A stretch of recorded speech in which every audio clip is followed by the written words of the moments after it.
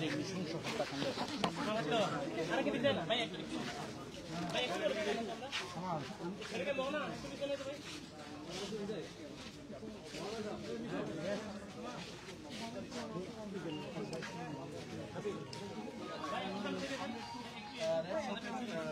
অধিনায়ক হাফিজুর রহমান তার কাছ থেকে একটু জানতে চাইব। তার আগে একটু আমরা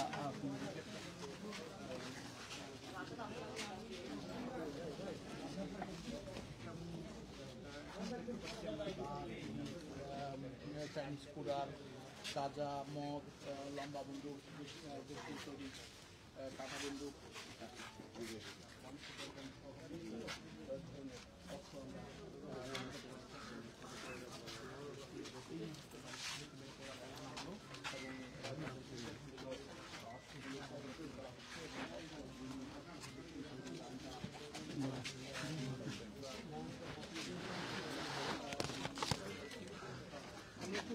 কথা বলবো অধিনায়ক হাফিজুর রহমান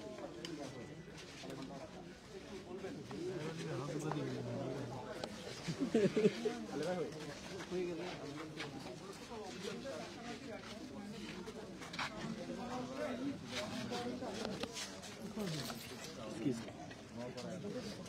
কামাল নামের একজন ব্যক্তির বাড়িতে অভিযান পরিচালনা করে আজকে ভোর রাত থেকে এটা শুরু করি। শুরু করার পরে অভিযানে আমরা এই পর্যন্ত 9টা দেশীয় অস্ত্র পেয়েছি এবং প্রচুর পরিমাণে রামদা এবং ছুরি, চাপাতি এই ধরনের জিনিসপত্র পেয়েছি। কিছু চকলেট বোমাও পেয়েছি এবং একটি মদের বোতলও পেয়েছি।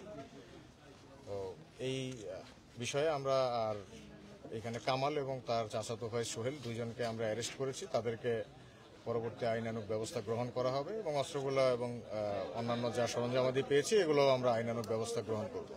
আচ্ছা, এখন কি এরা কতদিন যাবত এই কর্মকাণ্ডের সাথে জড়িত আপনারা কিভাবে আইডেন্টিফাই করতে পেরেছেন যদি একটু? আমরা প্রথমে বলেছি এগুলো আমরা গোপনে তথ্য পেয়েছি এবং তারা বেশ কিছুদিন যাবতই আমরা তথ্য পাচ্ছিলাম যে তার বাসায় অস্ত্র আছে এবং সে অস্ত্র ব্যবহার করে, এই ধরনের তথ্য আমরা পাচ্ছিলাম। এই তথ্যের ভিত্তিতেই অভিযানটা পরিচালনা করেছে। তাদের কোনো রাজনৈতিক পরিচয় আছে কিনা? সে নিজে কোনো রাজনৈতিক পরিচয় ব্যক্ত করেনি এবং কারো সমর্থন বা এই ধরনের কোনো কিছুই বলেনি। এই জন্য আমরা নিজেরা ধারণামূলকভাবে কিছু বলছি না। আচ্ছা, অতীতে যেই হত্যাকাণ্ডগুলো হয়েছে 5 আগস্টের পর থেকে একটা অরাজকতা সৃষ্টি হয়েছিল, সেই হত্যাকাণ্ড এবং অরাজকতার সাথে তাদের কোনো সংশ্লিষ্টতা পেয়েছেন কিনা? তার নামে 3টা মামলা আছে, যেগুলো মূলত চাঁদাবাজি, মারামারি এই রিলেটেড মামলা আছে, হত্যা মামলা নেই তার নামে। তবে এই রাউজান এলাকায় গত 1 বছরে যে ধরনের মার্ডার এবং অন্যান্য মারামারি সন্ত্রাসী কার্যক্রম হয়েছে সেখানে এই ধরনের অস্ত্রই ব্যবহার হয়েছে। এই ধরনের কিংবা কিছু বিদেশি অস্ত্র, রামদা, চাপাতি এগুলোই ব্যবহার হয়েছে। এক্স্যাক্টলি এটা হয়েছে কিনা এটা আমরা এখন বলতে পারছি না, এটা হয়তো রিমান্ডে নিয়ে আসলে বলা যাবে। এত অস্ত্র তার বাড়িতে মজুদ রাখলো, কেন মজুদ রাখলো, কিসের উদ্দেশ্য মজুদ রাখলো, এই বিষয়ে কোনো তথ্য দিয়েছে কিনা? না, এই বিষয়ে সে তেমন উল্লেখযোগ্য তেমন কোনো তথ্য দেয়নি। সে বিভিন্ন কথাবার্তা বলছে, বাট এটা আসলে গ্রহণযোগ্য তেমন কোনো কথাবার্তা আমরা তার কাছ থেকে জানতে পারি। ধন্যবাদ। আচ্ছা, অস্ত্রগুলো তো আপনারা বিভিন্ন জায়গা থেকে পাস করে পেয়েছেন, মানে জায়গাগুলো কি, মানে ঘরের আঙিনা বা আমরা ঘরের ভিতরেও পেয়েছি, এই যে পেছনে যে আরেকটা ঘর আছে এই ঘরটাতেও পেয়েছি।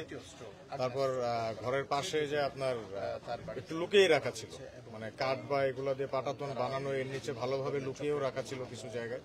বিভিন্ন জায়গা থেকে আমরা উদ্ধার করেছি এবং আলমারির ভেতর থেকেও পেয়েছি মদের বোতল, চাপাতি, এগুলো আলমারির ভেতর থেকে পেয়েছি, ছাদের উপর থেকে পেয়েছি। দেখতে পাচ্ছেন আসলে চকলেট বোমা, লম্বা বন্দুক, এক নালা বন্দুক,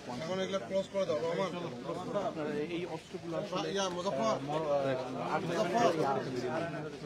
নাস্তা, সাংবাদিক ভাইদের জন্য নাস্তা আছে। মুজাফফর